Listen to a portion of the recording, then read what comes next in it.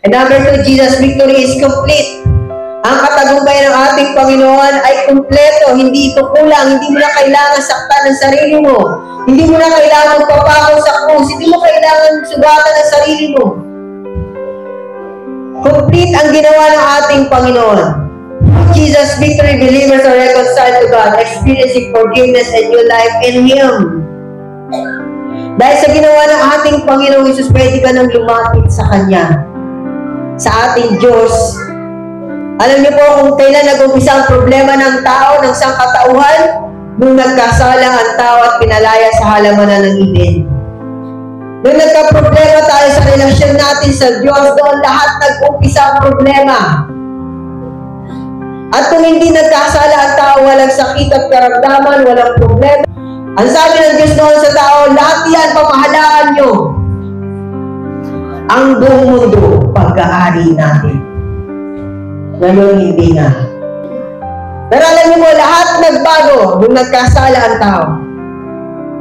Kaya kung ang buhay mo po, puno-puno ng problema, tignan mo po ang buhay mo.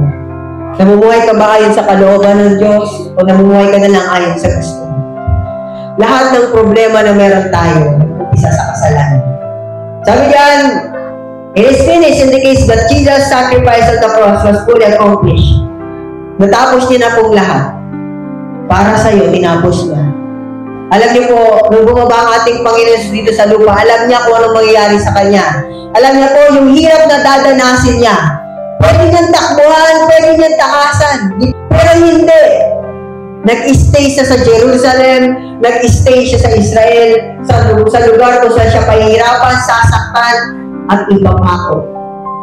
Pwede niyang takasan, pero para sa iyo, sinalo niyang lahat ng pahirap. Gusto niyang makaranas ka ng maayos na relasyon sa ating Diyos. 1 Corinthians 15, verse 57.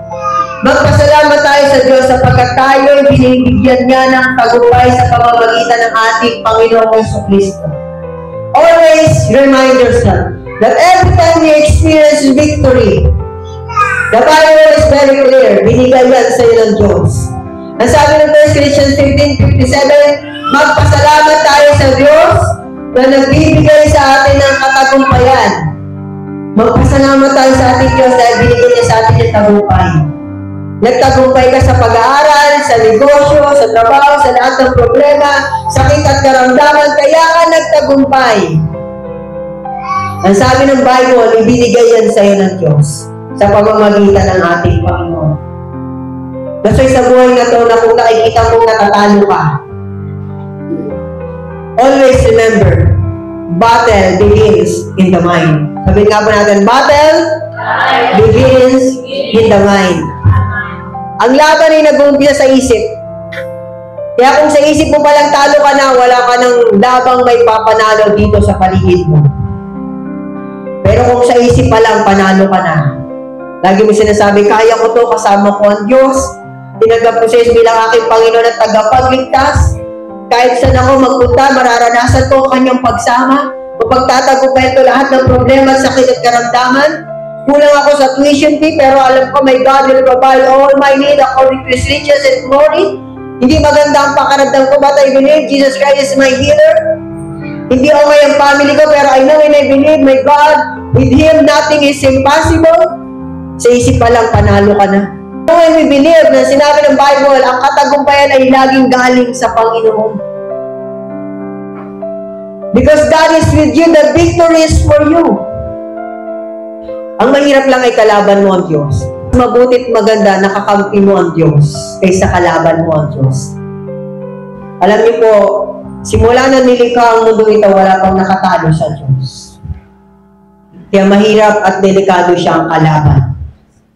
Pero pag siya yung kakampi mo, against all odds, kahit mag-isa ka lang.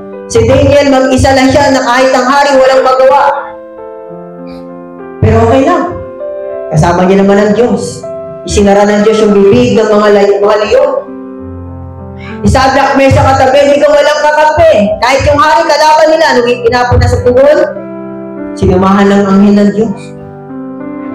It doesn't matter who is against you. What matters most is who is with you.